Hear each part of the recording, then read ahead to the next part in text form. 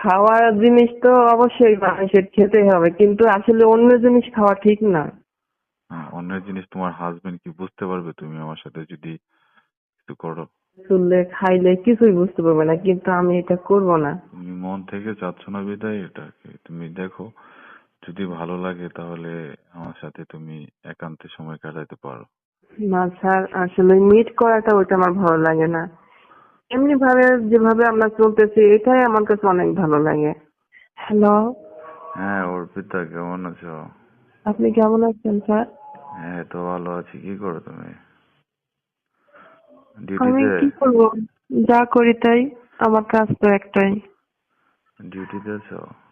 হ্যাঁ, ডিউটিতে আছে। ও, তো তোমাকে কি বলতেছিলাম আমি যে একদিন আসো মিট করি। আপনি তো আমাকে অনেক কিছু বলেন। কি বলতেছেন ভালো করে বলেন, আমি তো বুঝতে পারি না আপনার কথা। ভালোভাবে বলেন। তুমি বুঝতে পারো না, না বুঝতে চাচ্ছ না? কি, আপনি তো অনেক কথাই বলেন। স্যার হিসেবে অনেক দুষ্টামি ফাজলিমা করেন, আসল কথাটা কি আমি তো জানি না স্যার, বলেন। আসল কথা হলো যে আমি তোমাকে যে বলছিলাম যে তুমি একদিন আমার সাথে একান্তে দেখা করো, মিট করো, তোমাকে নিয়ে কোথাও যাব, রিসর্টে। না, আসলে ওইভাবে আমি কোথাও যেতে পারবো না। এমনি ভাবে তো আমি আপনার সঙ্গে দেখা করি, কথা বলবি অল টাইম, কিন্তু বাইরে আমি কোথাও পার্ট টাইমে যেতে পারবো না স্যার। ও, তোমাকে তোমাকে বলছি যে আমি তুমি যা চাও তাই দিব, তুমি শুধু একদিন আমার সাথে সময় কাটাবা। না স্যার, আসলে এটা সম্ভব না। আমি যেখানে যেরকম আছি ওইটা আমি অনেক ভালো আছি। আমি অন্য কোথাও আপনার সাথে মিট করতে যেতে পারবো না।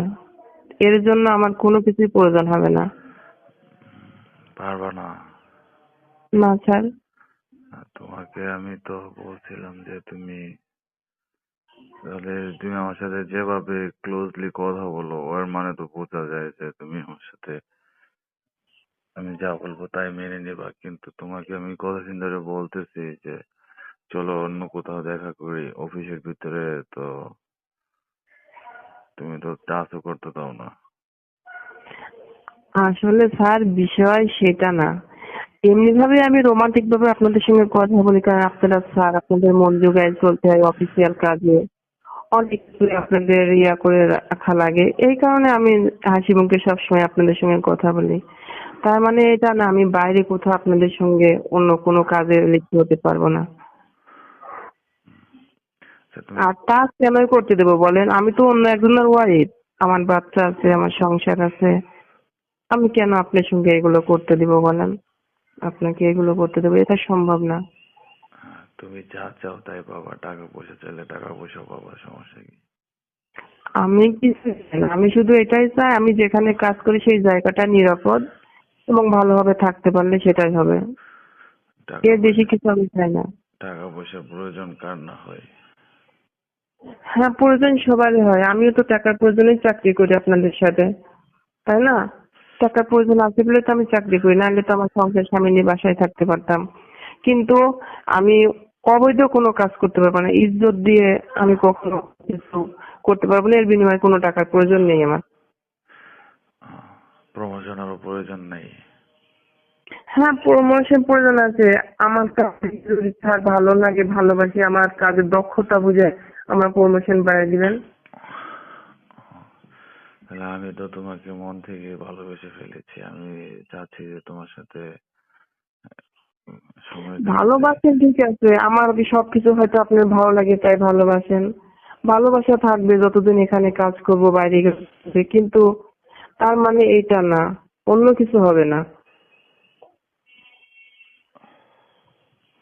আমি তো চাচ্ছিলাম যে তোমার সাথে সময় কাটাতে, তুমি কি স্যারকে মানা করে দিচ্ছ? না স্যার।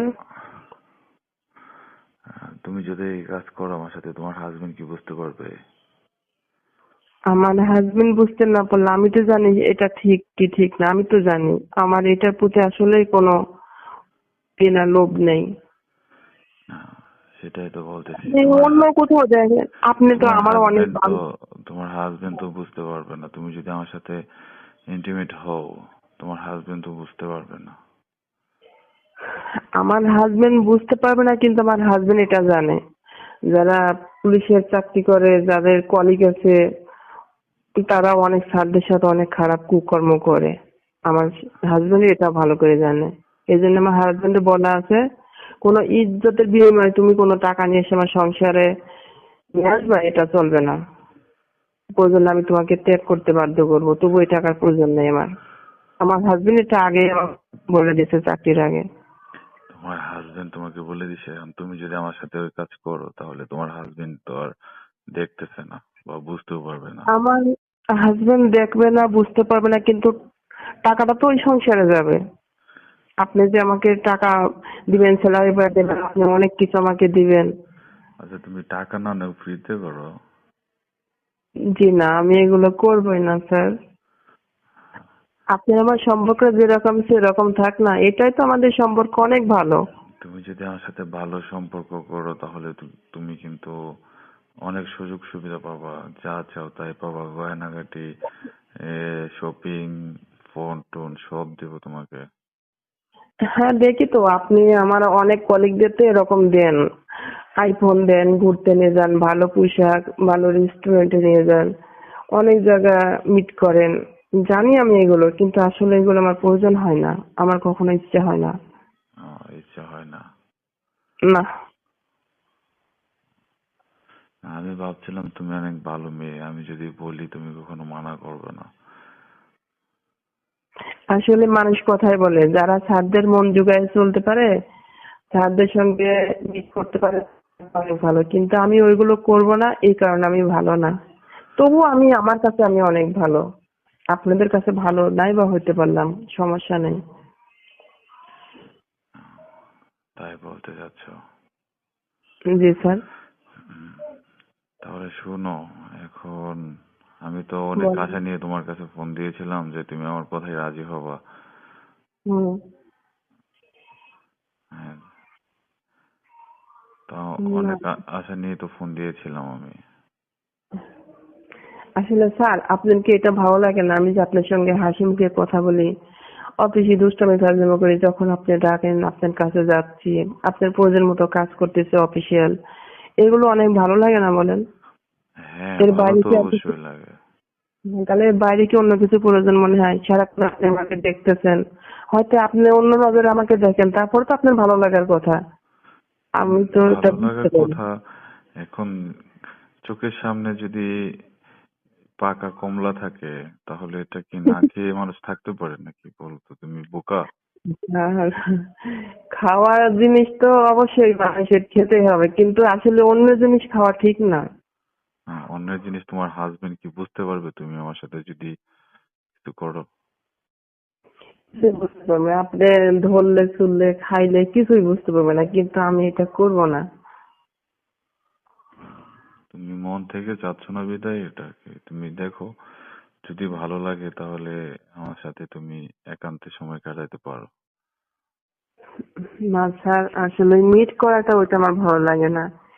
এমনি ভাবে যেভাবে আমরা চলতেছি, এটাই আমার কাছে অনেক ভালো লাগে। হুম, বুঝতে পেরেছি তো। হুম। হুম, তাহলে তুমি স্যারকে মানা করে দিলা যে তুমি। মানে বলতে আসলে কি, আমার অনেক কলিগ আছে সুন্দর সুন্দর, ওদের সঙ্গে মিটটা করে ফেলেন না, ওদের সঙ্গে মিট করেন। একই জিনিস তো, ওদের মালটা পেলে তো অনেক সুন্দর। ওদের সাথে মিট করব, ওদের সাথে করব, তোমার সাথে করব, তোমার সাথে তো করতে যাচ্ছিলাম। আম- আমি করবো না, আমার সময় আমার বললাম তো আমার হাজবেন্ড সংসার আছে, আমি চাচ্ছি না আমার সংসার থেকে আমি অন্য দূরে কোথাও বাইরের খাবার খাই।